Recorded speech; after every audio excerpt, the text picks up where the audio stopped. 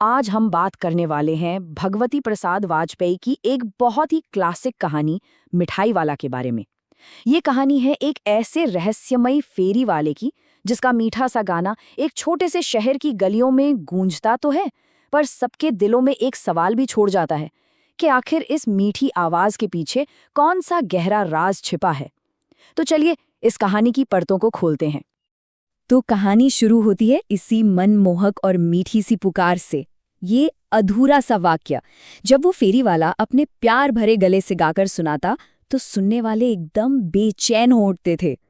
गलियों में ना एक हलचल सी मच जाती। छोटे छोटे बच्चों को गोद में लिए औरतें चिकों को उठाकर छज्जों से नीचे झांकने लगती थीं। और बस यहीं से कहानी का असली रहस्य शुरू होता है। कौन था ये एक ऐसा फेरी वाला जो मुनाफे के लिए नहीं बल्कि बच्चों की खुशी के लिए सामान बेचता हुआ लगता था? उसका असली मकसद आखिर था क्या? तो इस रहस्य की शुरुआत होती कहाँ से है? चलिए इस फेरी वाले के पहले रूप को देखते हैं, जब वो एक खिलौने वाला बनकर आता है।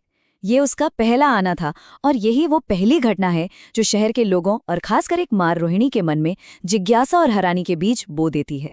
जैसे ही उसकी आवाज आती थी ना, बच्चों का एक झुंड उसे घेर लेता था और वो वहीं बैठकर अपने खिलौनों की पेटी खोल देता। बच्चे खिलौने देखकर एकदम खुश हो जाते। उसका तरीका भी किसी आम व्यापारी जैसा बिल्कुल नहीं था। वो बच्चों की नन्ही नन्ही उंगलियों से पैसे लेता और उनकी पसंद के खिलौने उन्हें दे देता, बड़े ही प्यार और दुलार के साथ। अब जो बात सबसे ज्यादा चौंकाने वाली थी वो थी कीमत। सिर्फ 2 पैसे। रोहिणी, जो चुन्नू और मुन्नू की माँ है, ये देखकर सोचने पर मजबूर हो जाती हैं कि कोई इतने सस्ते में खिलौने भला कैसे बेच सकता है। इस आदमी का असली इरादा क्या हो सकता है? फिर हुआ ये कि कई हफ्तों तक उस खिलौने वाले की आवाज सुनाई ही नहीं दी। शहर के लोग उसे लगभग भूल ही चुके थे। लेकिन रहस्य तब और गहरा हो जाता है जब महीनों बाद वही जानी पहचानी आवाज लौटती है, पर इस बार एक बिल्कुल नए रूप में। और यहाँ ना धीरे धीरे एक पैटर्न सा दिखने लगता है। पहले वो खिलौने वाले के रूप में आता है, फिर 6 महीने बाद एक मुरली वाला बनकर, और उसके भी 8 महीने बाद एक मिठाई वाला बनकर। हर बार रूप नया, सामान नया, पर इन तीनों फेरी वालों को जोड़ने वाला सुराग सिर्फ एक था। वो सुराग था उसकी वही मीठी नशीली सी आवाज और उसका वही खास गाना, बच्चों को बहलाने वाला। बस इस बार खिलौने वाले की जगह मुरलिया वाला था। आवाज वही, अंदाज वही, बस बेचने की चीज बदल गई थी। इसी बीच एक छोटी सी बहस भी होती है। रोहिणी के जो पति हैं विजय बाबू, वो मुरली वाले पर ताना कसते हैं कि तुम सब फेरी वालों की झूठ बोलने की आदत होती है, देते तो सबको 2-2 पैसे में होगे, पर एहसान मुझ पर लाद रहे हो। इस पर फेरी वाला बड़ी सादगी से जवाब देता है कि बाबूजी, इसकी असली लागत ही 2 पैसा है। ये दिखाता है कि वो पैसों के लिए ये काम नहीं कर रहा, पर हाँ, उसके स्वाभिमान को ठेस जरूर पहुंचती है। अब जहां बाकी सब लोग इस फेरी वाले को एक आम बात समझकर भूल रहे थे, कहानी का जो फोकस है वो अब आता है रोहिणी पर। वो ही अकेली ऐसी इंसान है जो इन सभी कड़ियों को जोड़ रही है। उनकी उत्सुकता बढ़ती जाती है और वो इस पहेली को सुलझाने की ठान लेती है। 8 महीने और गुजर जाते हैं और अचानक एक दिन वही जानी पहचानी आवाज फिर सुनाई देती है, बच्चों को बहलाने वाला, मिठाई वाला। रोहिणी के कान एकदम खड़े हो जाते हैं। वो तुरंत समझ जाती हैं कि ये वही आदमी है। इस बार वो सिर्फ सोचने पर नहीं रुकती, बल्कि फैसला करती हैं कि उसे इस आदमी से बात करके उसकी कहानी जाननी ही होगी। तो रोहिणी अपनी दादी की मदद से मिठाई वाले को बुलाती हैं और फिर चिक्की ओट से वो आखिरकार वो सवाल पूछ ही लेती हैं जो इस पूरे रहस्य के केंद्र में है। वो पूछती हैं कि इन कामों से तुम्हें भला मिलता ही क्या होगा? और मिठाई वाले का जवाब सच में बहुत हैरान करने वाला था।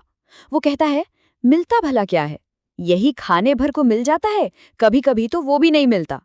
पर हाँ, संतोष, धीरज और कभी कभी असीम सुख जरूर मिलता है। ये जवाब पैसे के बारे में तो बिल्कुल नहीं था और आखिरी खुलासे से पहले रहस्य को और भी गहरा कर देता है। मिठाई वाले का ये जवाब सुनकर ना रोहिणी की उत्सुकता और भी बढ़ गई। उन्हें महसूस हो गया कि इस हंसमुख चेहरे के पीछे कोई बहुत गहरा दर्द छिपा है। और अब हम कहानी के सबसे भावुक मोड़ पर पहुंचते हैं, जहां रोहिणी के प्यार भरे आग्रह पर मिठाई वाला आखिरकार अपने अतीत का राज खोलता है। और फिर वो अपनी दुख भरी कहानी सुनाना शुरू करता है। वो बताता है कि एक ज़माना था जब वो भी अपने शहर का एक इज़्ज़तदार आदमी हुआ करता था। उसके पास मकान, बिज़नेस, गाड़ी घोड़े, नौकर-चाकर मतलब सब कुछ था। वो अपने परिवार को याद करते हुए कहता है कि उसका एक सोने का संसार था, एक सुंदर पत्नी थी और 2 छोटे-छोटे बच्चे थे जो सोने के सजीव खिलौनों जैसे लगते थे। उनके होने से घर में दिन भर शोर-शराबा और खुशियां मची रहती थीं। और फिर वो अपनी कहानी का सबसे दिल तोड़ने वाला सच बताता है। कहता है, समय की गति, विधाता का खेल, अब कोई नहीं है, सब खत्म हो गया। और बस इस एक लाइन में सारा का सारा राज खुल जाता है। यहीं पर हम उसके इतने बड़े नुकसान और आज एक फेरी वाला होने के बीच का वो गहरा, अटूट रिश्ता समझते हैं। ये कोई व्यापार नहीं था, ये उसके जीने का एक तरीका है। तो अब जाकर उसका असली मकसद साफ होता है। ये कोई बिजनेस नहीं, बल्कि अपने असहनीय दुख से लड़ने का एक तरीका है। वो इन बच्चों में अपने खोए हुए बच्चों की एक झलक देखने के लिए घूमता है। उसे लगता है कि उसके बच्चे शायद इन्हीं में कहीं होंगे। वो खुद कहता है, ऐसा जान पड़ता है जैसे वे इन्हीं में उछल उछल कर हंस खेल रहे हैं। ये काम उसे जीने का एक कारण देता है। उसे पैसों की कोई कमी नहीं है, बस जो उसके पास नहीं रहा उसे वो इसी तरह पा लेता है। ये सब सुनते हुए जब रोहिणी मिठाई वाले की तरफ देखती हैं तो उसकी आंखें आंसुओं से भरी हुई थीं। तभी उनके बेटे चुन्नू मुन्नू आ जाते हैं। मिठाई वाला तुरंत मिठाई की 2 पुड़िया बनाकर उन्हें मुफ्त में दे देता है।